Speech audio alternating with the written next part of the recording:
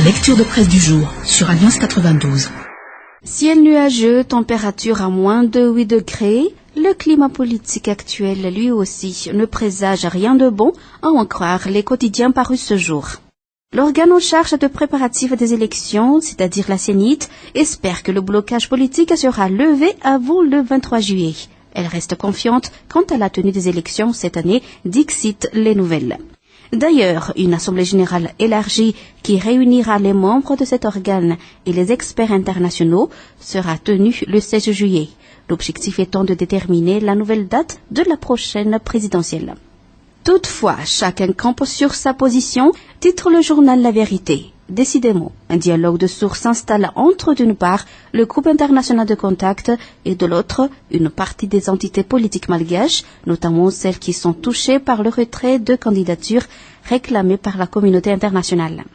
D'après ce quotidien, et je cite, Mamra Kutuarvelu et un membre de l'Escopol ont laissé entendre que le groupe international de contact ne fléchit pas sa position par rapport à la détermination de la Laura Valmanana, de Andrazuel et de Didier Ratsiraka de participer à la course à la magistrature suprême. Il semble que la communauté internationale durcit le ton et s'apprête à mettre en exécution les diverses sanctions prévues, pour ne citer que le gel des avoirs des 3 candidats. Fin de citation. Et à un membre du congrès de la transition issu du parti TGV, en la personne de Richard Mahalio Victor Thiebou, de se demander si le fait de menacer constitue la meilleure façon de mener une médiation, en allusion justement aux sanctions brandies par la communauté internationale, dixit Courrier de Madagascar. Et ce membre du CT de poursuivre que le fait d'écarter de la course à la présidentielle des candidats potentiels qui traînent plus de la moitié des électeurs n'apporterait pas un véritable apaisement et un environnement propice à la tenue d'élections libres, fiables et équitables. D'ailleurs, concernant la campagne électorale pour cette présidentielle, Andrazuel défie la loi, titre le quotidien La Gazette de la Grande Île. Le président Andrazuel affectionne le qualificatif, mais surtout, il adule la fonction. Mardi à Mansara, il a cité à plusieurs reprises l'autorité pour rappeler implicitement à ceux qui le contestent qu'il est encore le président. Et il s'y accroche en distribuant argent et matériel et faisant de multiples promesses, dixit la Gazette de la Grande Île, et de conclure avec cette question, et je cite, « N'est-on pas encore convaincu que personne ne peut se targuer d'un tel statut sans passer par la voie des urnes, avec ou sans trucage ?» Fin citation. Mais parlons d'autre chose. Si les politiques se battent pour garder le pouvoir ou accéder aux rênes de ce pays, le peuple lui mène une lutte perdue d'avance contre l'insécurité.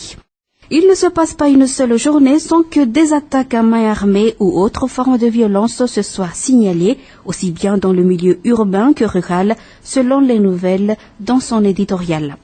Toujours d'après ce quotidien, désormais, les cambrioleurs pénètrent dans les magasins par le toit.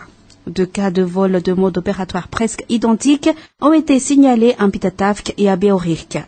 4 suspects ont été arrêtés. En milieu rural, les Daal continuent de semer la terreur. À Ampani Ouest, 17 malas armés ont attaqué 3 enclos dans la nuit de 4 juillet. 130 zébus ont été emportés au cours de cette incursion. De violents accrochages entre forces de l'ordre et les malfaiteurs ont eu lieu par la suite.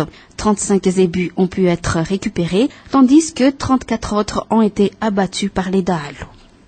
Mais côté économie, 264 millions d'euros prévus pour Madagascar à affecter à d'autres pays, titre le journal Midi Madagascar. À cause de la longue transition, le pays a perdu des millions d'euros de financement qui auraient pourtant servi à des projets de développement, ajoute ce journal. En effet, pour le cas du 10e FED ou Fonds européen de développement, par exemple, le pays perd environ 264 millions d'euros de financement. Ces fonds seront affectés à d'autres pays, a précisé Léonidas Tesapsidis, l'ambassadeur de l'Union européenne à Madagascar, rapporte ce journal. Mais côté social, 10 femmes meurent chaque jour en donnant la vie, selon le journal Les Nouvelles. Les complications liées à la grossesse ou à l'accouchement sont les principales causes de décès chez les adolescentes âgées de 15 à 19 ans dans les pays en développement. Le fort taux de mortalité maternelle, qui se situe à 10 décès par jour, illustre l'envergure de la grossesse précoce dans la Grande Île. Sur ce sujet, la sonnette d'alarme a été maintes fois tirée. Pourtant, la fréquence des mariages précoces et l'entrée prématurée des jeunes dans la vie féconde sont difficiles à maîtriser. La célébration de la Journée mondiale de la population axée sur les grossesses précoces était ainsi une occasion de renforcer les actions de sensibilisation dans le sud de l'île. Ainsi, l'événement a été célébré hier simultanément à Maintiranu, à Tuliara et à Mansara. Les activités de sensibilisation se poursuivront jusqu'à la fin de ce mois de juillet à Tuliara, selon toujours le journal Les Nouvelles.